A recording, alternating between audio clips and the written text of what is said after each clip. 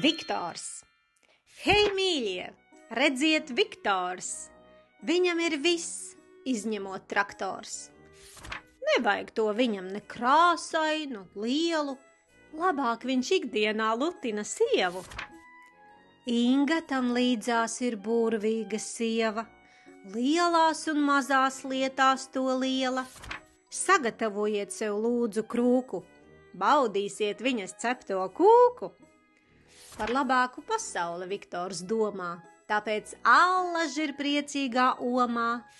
Dēli tam kopā pavisam trīsi, kopētie tēti un prasa jau bīsi. Ļoti aktīvs mums gadījies tētis, sportiņos skrien, mežā sēnītes lasa. Mierā nemāk stāvēt uz vietas, dīvānā vienmēr daudz brīvas vietas. Ja varētu ikdienā laist uz dejām, nekā skatītos nopietnās sejās.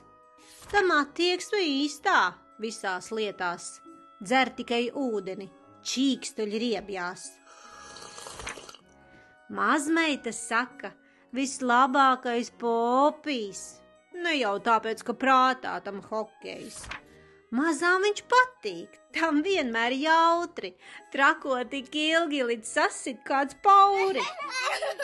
Viktora laime ir sanākt lokā, atkal redzēt savējos kopā, bužināt, murcīt un gudri spriest, viņš māk uz īstām pogām spiest.